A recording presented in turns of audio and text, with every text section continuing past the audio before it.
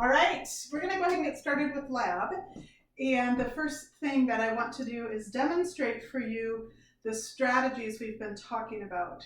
And thankfully, my daughter Brenna, who is the one attending school in the basement, she's volunteered to participate in lab.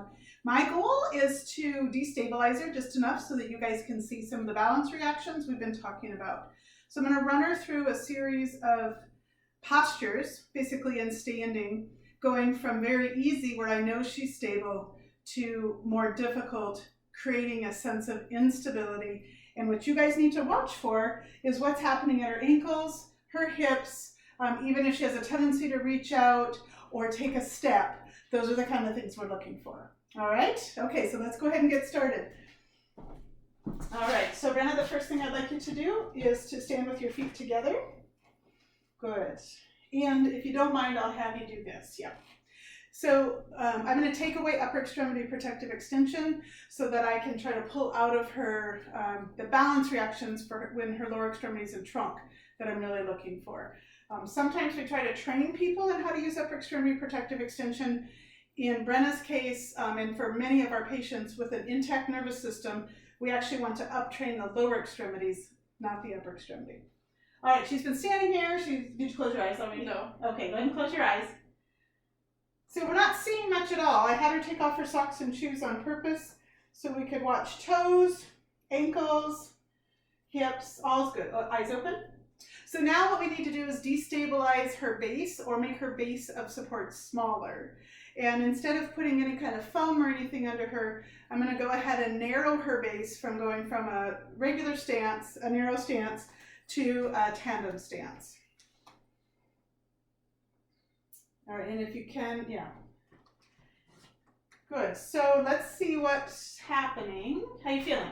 Good. Okay, so I did introduce Brenna to the scale we've talked about from 1 to 10, with an 8 being the slightest motion would make you lose your balance and fall. 7 was unbalanced, I believe. A 6 was somewhat unbalanced, if you remember. Yeah, okay. Probably like a 4 right now. Okay, so she's feeling pretty good. We're not seeing a lot of balance reactions. You can catch a little bit of anterior tib. Sometimes you'll see toes flex or extend. Can you close your eyes for me, please? Yeah. She loves this.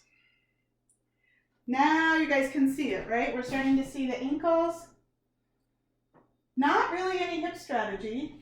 I think if we kept her long enough, or if we give her any kind of a nudge or perturbation, we'd see it. Just the thought of it makes her uncomfortable. Yeah. Open your eyes up. Good. The longer you stay there, too, the harder it gets. So what I tell the students, and we've talked about this, is I like to have people stay in those stances for 30 seconds. You think you could do it for 30 seconds? Maybe you want me to try? Yeah, let's go on. We're not doing treatment yet. We're just looking at ankle strategies. Now I'm going to narrow her base even more. So I'd like you to come into single stance. Your other leg can't touch right behind or anything. Good. So she's starting to work already in that smaller base. Heaven forbid we take away her vision, so then she's got proprioception and vestibular left. Let's see how it goes. If you lose your balance, you can catch it any way you need to. Open your eyes if you have to. Okay. So what you guys, if you caught that there, as she started to fatigue in that position and we held her there longer, ankle, hip, and then step. So let's try the other leg. That was my bad side. That was the bad side? Okay. Well, yeah, that's fine. So this is the good side? That was my non-dominant side. Okay. This is the good side, yeah. Okay, my eyes are closed. Okay, so eyes are closed.